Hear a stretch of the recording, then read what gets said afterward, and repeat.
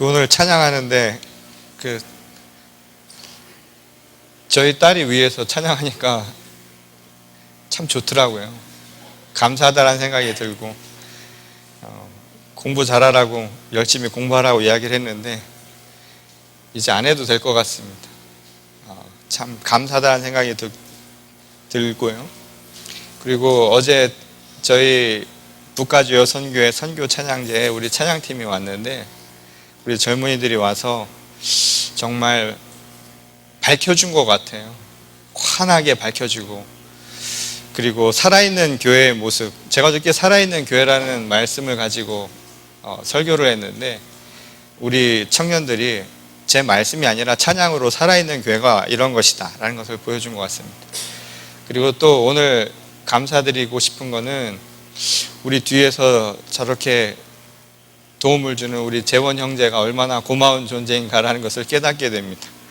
다른 교회 갔더니 확실히 음향이나 이런 것들이 다르더라고요. 그래서 이것도 그냥 있는 것이 아니구나, 참 감사한 생각이 들었습니다. 오늘 이 감사를 우리가 함께 모아서 하나님 앞에 찬양과 경배를 드리고, 오늘 말씀을 들을 때에도 하나님의 음성이 우리 가운데 차고도 넘치는 복된 시간이 되기를 바랍니다.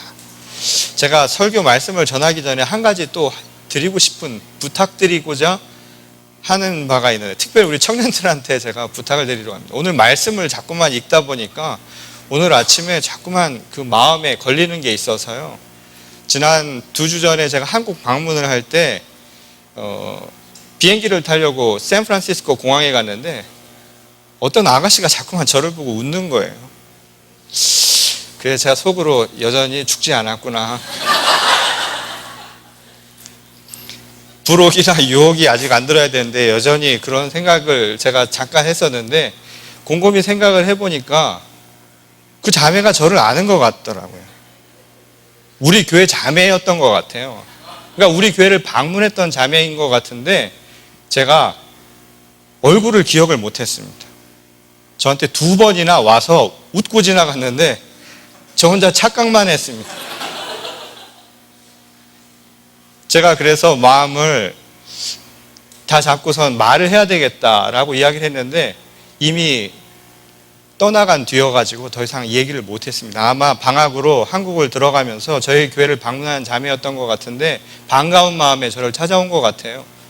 근데 제가 못 알아봐서 굉장히 속상하지 않았을까 이런 생각이 들었는데, 제가 일부러 그런 거 아닙니다. 여러분들이 이해를 해주시길 바라는 게, 지난 10년 동안 쌓이고 쌓여서 제가 웬만하면 자매들 이름이나 얼굴은 안 까먹습니다. 그런데 요즘에는 너무 많아서 그런지 가끔씩 한두 번 본 자매들은 기억을 못할 때가 있어요. 그러면 어떻게 해야 되느냐? 찾아오십시오. 그래서 먼저 내가 누구누구입니다 라고 밝히고 서로 인사하면 좋을 것 같습니다. 제가 오늘 이 말씀을 전하기 전에 마음에 너무 찔림이 와서 여러분들에게 고백과 또한 부탁을 드리면서 말씀을 시작하도록 하겠습니다. 지난 2주 전이었죠. 이 사우스캐롤라이나 주의 찰스턴이라고 하는 이 도시에서 여러분들도 잘 아시겠지만 흑인 감리교회입니다.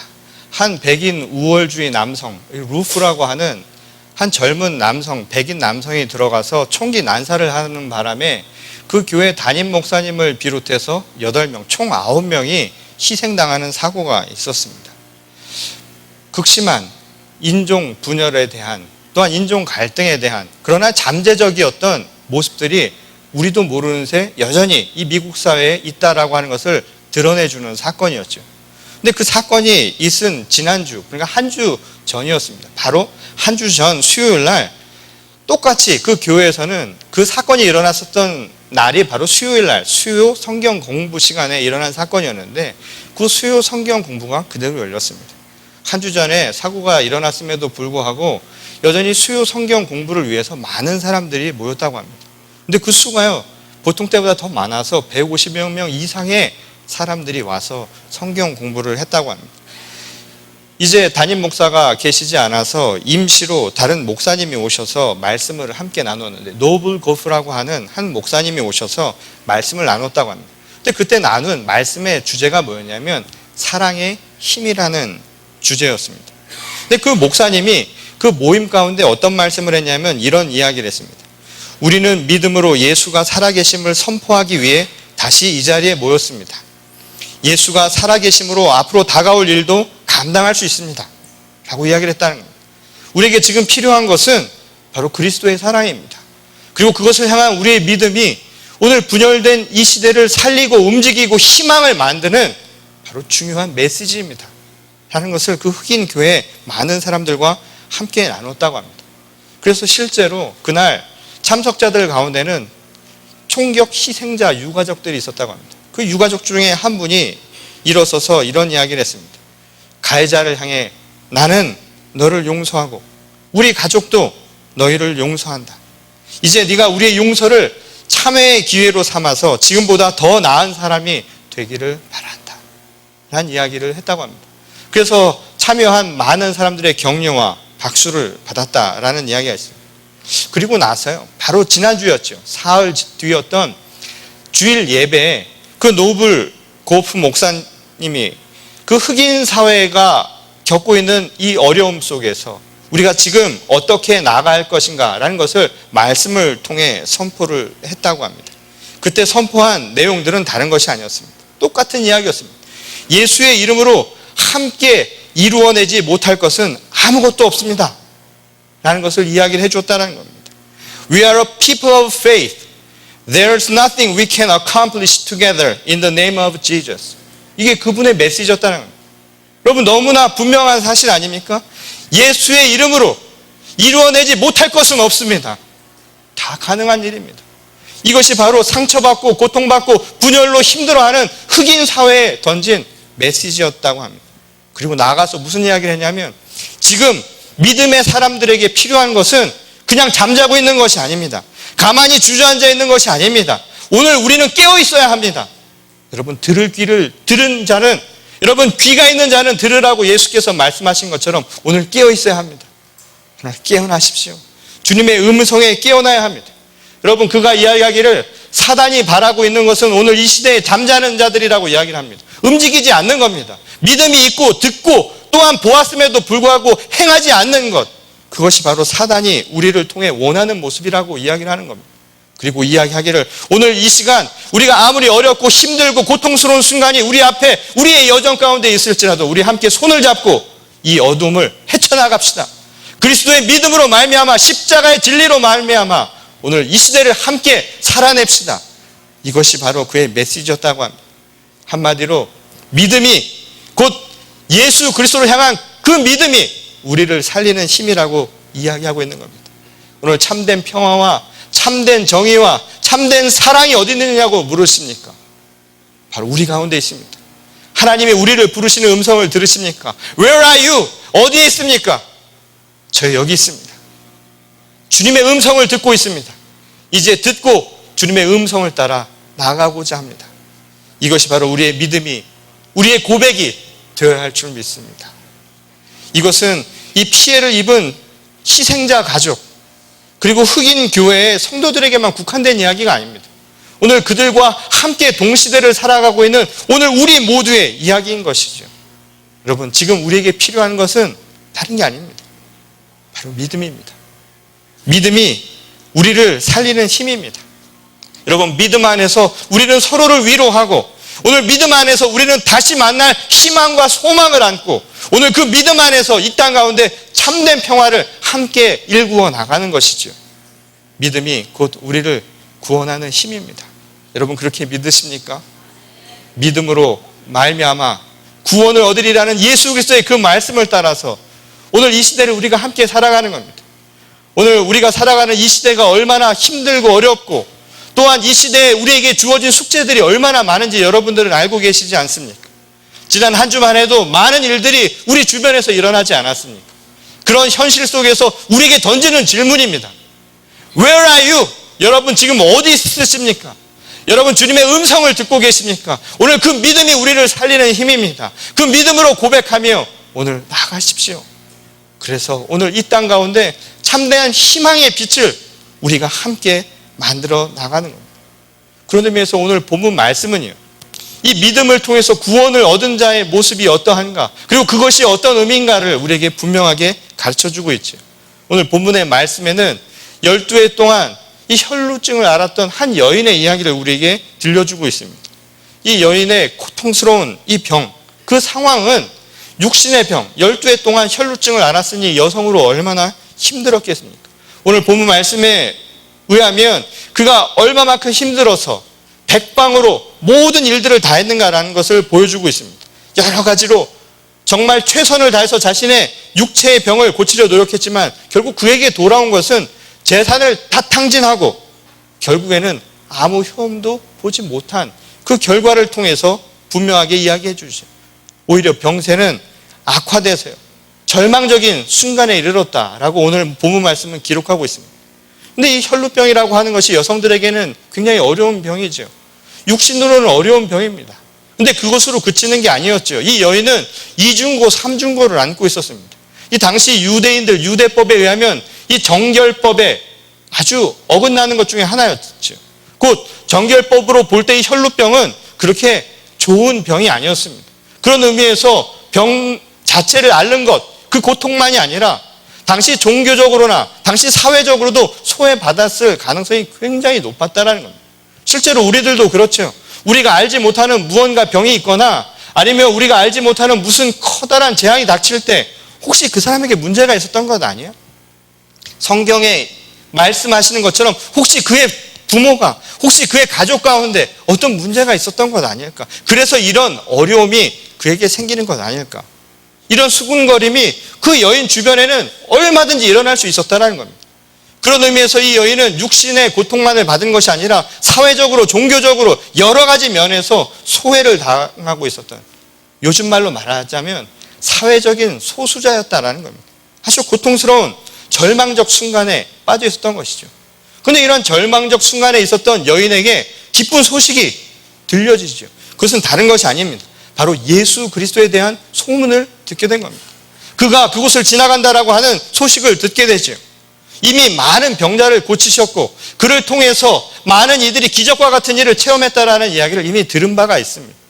그런 여인에게 예수 그리스도를 찾아 나서는 것, 그리고 그를 만나는 것, 예수님과의 만남이라고 하는 것은 그 여인에게 매우 중요한 사건이 되었다, 이 말인 것이죠.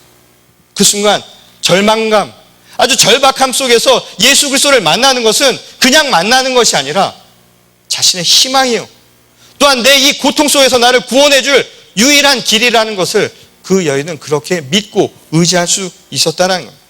이러한 절박함이라고 하는 것이 사실은 오늘 본문 말씀에 나오는 그 여타의 사람들이에요. 오늘 성경은 예수 그리스도를 중심으로 많은 사람들이 모여 있는데 오직 그 여인에 대한 이야기만을 우리에게 알려주죠. 그 나머지 사람들은 무엇인가 대비되는 이야기를 우리에게 보여줍니다. 이 여인은 절박함을 가지고 있었습니다. 예수 그리스도를 만난다는 것 자체에 절박함, 아주 간절함이라고 하는 소망을 안고 예수님을 만났던 것이죠. 그런데 오늘 본문 말씀에 나오는 그 이외의 군중들은요, 그들에게는 뚜렷한 절박감도 또는 그들에게는 어떠한 방향과 목적도 찾아보기 어렵다라는 것을 우리가 보게 됩니다. 실제로 오늘 본문 말씀 31절을 보면 무리가 주님을 에워싸고 떠밀고 있다 라는 이야기가 나옵니다. 굉장히 많았던 거예요. 예수님이 온다라고 하는 이야기를 듣자 많은 사람들이 어떻게든 만나보려고 그 자리에 왔습니다. 서로를 밀치는, 그래서 육신의 떠밀림이라고 하는 것이 있을 만큼 아주 많은 군중들이 그를 주변으로, 예수 그리스도의 주변으로 몰려들게 만들었다는 것이죠. 그런데 이들에게는 적어도 이 여인의 절박함, 그리고 그 절박함 속에서 보여지는 그 소망, 그리고 소망 속에서 보여지는 그 무언가와는 다른 모습들이 있었다는 겁니다. 다시 말해서 이 여인은 그 모여있던 수많은 사람들과 달랐던 그 무언가를 한 가지 가지고 있었다라는 것을 우리에게 가르쳐주는 것이죠. 그리고 이 이야기를 통해서 예수님이 말씀하시고자 했던 메시지도 그 안에 담겨져 있는 것이죠. 실제로 예수 그리스도께서 그 여인의 행동을 보고 뭐라고 이야기하십니까? 너의 믿음이 너를 구원했다라고 이야기를 하는 겁니다. 과연 무엇이, 그 믿음이 무엇이길래 그 여인이 그 간절함 속에서 예수 그리스도를 만났던 그 여인의 모습이 무언가 달랐기에 예수님은 그 여인에게 그런 말씀을 행하셨을까요? 이 많은 사람들이 예수님 주변에 많이 몰려들어 있었죠. 육신으로는 몰려들어 있었다 이 말입니다. 근데 말이죠, 이거는 뭐 그 당시에만 흔한 사건이 아니라 오늘도 그렇죠. 지금도 교회에 오면 많은 사람들이 예수 그리스도를 만난다라고 오는 분들이 많습니다. 여러분, 진정한 신앙인입니까? 진정한 믿음의 자녀라고 본인들을 스스로를 그렇게 자각하고 깨닫고 계십니까? 근데 많은 사람들이 교회에 오는데 여전히 교회 주변만 맴도는 신앙인들이 많다라는 겁니다. 여전히 교회에 몸은 왔는데 마음은 여전히 교회 안에 있지 않는 겁니다. 무슨 말이냐면, 특히 이민사회의 특징 가운데 하나죠. 이민사회는 이 공적인 장소가 없습니다. 함께 만나는 공동체가 그렇게 많지 않죠. 그러다 보니까 이 교회라고 하는 것이 친교의 장, 교제의 장, 공동체의 장으로 전락하는 경우가 너무나 많습니다. 그래서 사람을 보러 오는 경우가 너무 많은 것이죠. 여러분, 예수를 만나서 은혜를 체험해야 되는데 믿음을 고백하면서 내 삶의 진정한 목적이 무엇인가 방향을 우리가 회복해야 되는데 우리도 모르는 새 습관처럼 오가는 신앙의 모습들이 너무나 많다라는 것이죠. 가끔씩은요, 제 얼굴 한번 보러 오시는 분들이 있습니다. 감사하죠, 저 개인적으로. 그러니까 제 얼굴 한번 보러 오는 게 뭔가요? 그냥 얼굴 봐서 한번 와주는 분들도 있습니다. 그냥 안면이 있으니까 한 번 와주는 분들도 있고요. 그리고 또 마지못해서 오는 분들도 있습니다. 특별히 이 이민사회의 이 초창기의 모습들이기도 하지만 저희 교회도 초창기에 저도 그랬습니다. 이게 무슨 유학생이나 아니면 이쪽으로 자리를 잡으러 오면 어떻게 귀신같이 알고 저희 집부터 전화를 합니다. 그래서 어디 교회 목사님이시죠? 네, 그렇습니다. 그러면 저희 다음 주에 이사 갑니다. 그러면 제가 어떻게 해결합니까? 제가 뭘 도와드릴까요? 네, 그러면은 집 좀 알아봐 주시고, 그리고 전화는 어디에서 개설을 하고, 그리고 가스는 어떻게 연결을 하는지 좀 가르쳐 주십시오. 그렇게 해서 제가 다 도와드리는 경우가 있습니다. 실제로 어떤 분은 저희 집을 찾으면서도 제가 그렇게 돌아다니 본 적이 없는데 한 달 보름을 제가 집 찾으러 돌아다닌 적이 있습니다. 이 가격이 안 맞아가지고 말이죠. 그래서 그걸 다 찾아갖고 돌아다니면서 말이에요. 비를 쫄딱 맞아가면서 제가 집을 찾아드렸더니 그분이 2번, 3번 교회로 오시더라고요. 오셔서. 그리고는 안 나오시는 거예요. 그래갖고 전화를 드려서 어디 불편하십니까? 무슨 일이 있으십니까? 했더니 3번이면 충분하지 않나요? 라시는 분은 말씀을 하시더라고요. 그런 분들도 계십니다. 이 교인이 우리가 마음이 과연 어디 있느냐는 거예요. 이 교회에 많은 사람들이 몰려들어서 예수를 믿는다라고 몸은 부딪히면서 이곳에 있는데 정작 이 마음속에 기쁨이 없습니다. 기쁨이 없으니 예수 그리스도를 향한 절박함이 없으니 소망이 없으니 감동이 없는 것이죠. 몸은 부딪혀서 움직이는데 정작 마음에는 움직임이 없는 겁니다. 갈급함이 없으니 마음에 움직임이 없는 것이죠. 여러분, 감동이라는 게 뭡니까? 감동은 무브먼트 하는 것 아닙니까? 내 마음속에 뭔가 흔들림이 있는 거예요. 여러분, 예수 그리스도의 말씀을 듣고 때로는 찔림이 오는 것, 그것도 감동입니다. 내 마음을 불편하게 하는 것조차도 감동이다 이 말인 것이죠. 내 마음속에 눈물을 흘리는 만큼 내 마음을 자극시키는 그 무엇도 감동입니다. 하나님의 말씀은 그래서 우리에게 때로는 칼처럼 날아오기도 하지만 때로는 사탕처럼 설탕처럼 달콤하게 다가오는 게 하나님의 말씀 아닙니까? 신앙인이 된다는 것, 내가 예수를 믿고 이 자리에 나온다는 것은 바로 그러한 감동을 경험하는 것이죠. 그럼에도 불구하고 몸은 왔는데 마음에 감동이 사라져 있는 오늘날 현대 교인들이 얼마나 많으냐 이 말인 것이죠. 오늘 그려진 수많은 군중들, 예수 그리스도의 주변에 모였던 많은 사람들, 익명의 사람들에게는 여전히 그런 모습들이 가득 차 있었다는 것이죠. 반면에 혈루병 여인은요, 삶의 절망 한가운데서 지금 만난 것 아닙니까? 오직 예수를 만나서 내가 그분을 통해서 구원을 받으리라는 소망을 가지고 거기에 나온 것 아닙니까? 마지못해 나온 사람들이랑은 전혀 다른 모습으로 나왔다 이 말인 것이죠. 그리고 그가 행한 것을 오늘 본 말씀에 뭐라고 얘기하냐면 그 많은 사람들의 틈을 뚫고 들어가 그 옷을 만졌다. 손만 대도 내가 나음을 얻을 것이다 라는 생각을 했다는 겁니다. 이건 사실 쉬운 일이 아니죠. 이 당시 유대의 상황으로 본다면 낯선 여인이 많은 사람들 사이 그 공중 속에서 그 군중을 뚫고 낯선 남자의 옷을 만진다. 이것은 상스러운 일이 아니었습니다. 이것은 문제가 될 수 있는 일이었죠. 그럼에도 불구하고 그 여인은 나서서 예수님의 옷에 손을 대었다라는 이야기입니다. 이게 무슨 뜻일까요? 실제로 이 당시 이 유대인들의 남성 외투, 이 끝에를 보면 옷자락에는 술이 달려있다고, 옷술이 달려있었습니다. 그 옷술은 형형색색으로 달려있는 경우가 많았는데 그 옷술은 대개가 율법을 상징하는 거였습니다. 그래서 그 옷을 입고 다니면서 율법을 날마다 내가 함께 하겠다라는 믿음이 그 안에 담겨져 있는 것이었죠. 그와 함께 당시 유대 사회에 또 다른 미신 같은 게 있었는데 그 미신은 뭐냐면, 그래서인지는 모르지만 남성의 달린 그 옷에 달린 옷술을 만지면 병에 나을 수 있다는 미신 같은 게 있었다는 겁니다. 근데 재밌는 게, 그래서인지는 모르겠지만 그 옷에 손을 댄다라고 하는 그 말이요, 그래서 다른 표현으로 사용되기도 했다는 겁니다. 그 표현은 무엇이었냐면, 옷에 손을 댄다라고 하는 것은 옷에 동여맨다 라는 의미를 갖고 있었다고도 합니다. 옷에 내가 손을 동여맨다 라는 것이었죠. 오늘 이 본문 말씀은요, 그런 의미에서 중요한 사실을 우리에게 가르쳐주고 있습니다. 이 여인이 많은 사람들의 틈을 비집고 들어가서 예수의 옷에 손을 대었다라는 이 말은요, 그런 의미에서 그냥 손을 댄 게 아닙니다. 그냥 옷을 댄 그 행위가 마치 미신과 같은 그 행위가 그의 병을 낫게 하고 너를 구원했다라고 예수께서 말씀하시도록 만든 게 아니었다 이 말인 겁니다. 그녀의 행위는 다른 것이 아니었습니다. 예수 그리스도의 바로 동여맨 겁니다. 그 동여맨 게 무엇이었습니까? 바로 그것을 믿음이라고 이야기합니다. 그가 동여맨 것은 다른 것이 아니었죠. 바로 자신의 마음이었다는 겁니다. 그러면 믿음은 다른 것이 아닙니다. 믿음은 내가 옷에 손을 대는 것, 다시 말해서 내가 마음을 그분께 온전히 의지하고 내 마음을 그분 앞에 맡기고 그분께 모든 것을 동여매는 것, 이것이 바로 진정한 믿음의 모습이라고 오늘 본 말씀 우리에게 가르쳐주고 있다는 겁니다.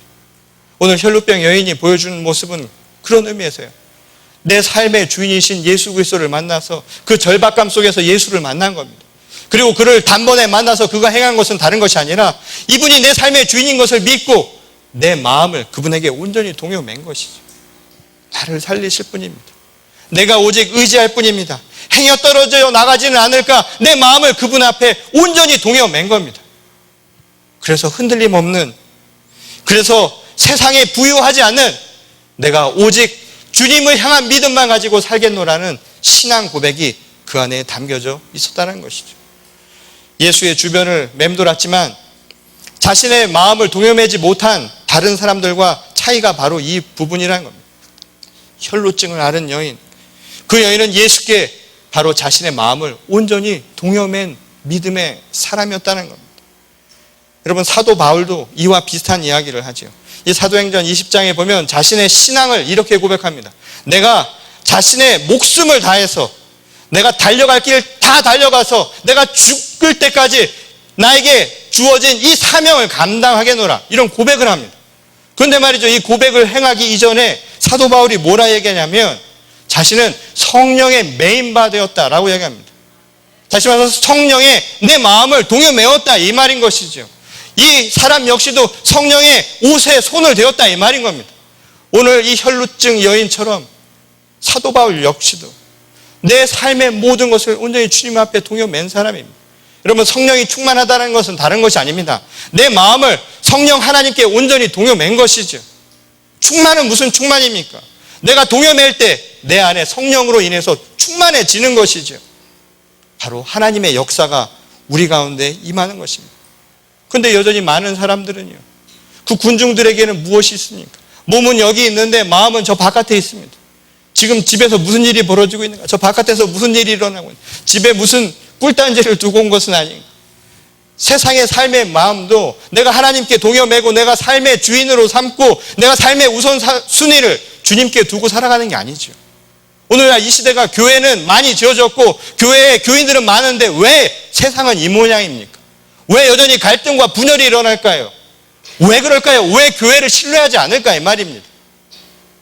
몸은 가 있는데 마음이 동여매지 않아서이기 때문입니다. 몸은 여기 있는데 마음은 저 바깥에 있습니다. 여전히 물질에 내 마음을 동요매고 있고, 여전히 세상의 권세와 세상의 명예와 세상의 위신과 세상의 권력에 내 마음을 동요매고 살아가는 사람이 얼마나 많느냐 이 말입니다. 오늘 그런 현실에 오늘 주님께서 이야기합니다. 우리를 구원할 힘은 저 바깥에 있는 것이 아닙니다. 우리 안에 있습니다. 내 마음을 주님께 온전히 동요매십시오. 이게 믿음으로 사는 자의 모습이라는 겁니다. 여러분, 세상을 주님의 그 믿음대로 살아갈 때 오늘 우리에게 주어진 축복입니다. 구원이 바로 우리의 것입니다. 그리고 기적이 바로 우리에게 일어나고 있습니다. 오늘날 많은 사람들이 기적이 없는 시대를 살아가고 이야기합니다. 여러분, 기적이 없다고 생각하십니까? 아니에요. 기적을 보지 못했기 때문입니다. 믿음의 눈이 없어서 기적을 바라보지 못했기 때문입니다. 이 시대가 어둡고 암울하고 지금 어디로 가는지 모른다고 많은 사람들이 성토를 하고 있습니다. 지난 한 주만 해도 미국 사회에서는 여러 가지 사건들이 벌어졌습니다. 과연 우리가 어디로 갑니까? 지금 교회는 뭐 하고 있습니까? 이런 질문들을 하지요. 교회는 죽었습니다. 천만의 말씀입니다. 교회는 살아있습니다. 오늘 우리 가운데 살아있습니다. 오늘 내 마음을 주님께 온전히 동요매어 있는 바로 믿음의 자녀들을 통해서 교회는 살아있다는 것입니다. 오늘 우리가 살아있는 증거가 되기를 소망합니다.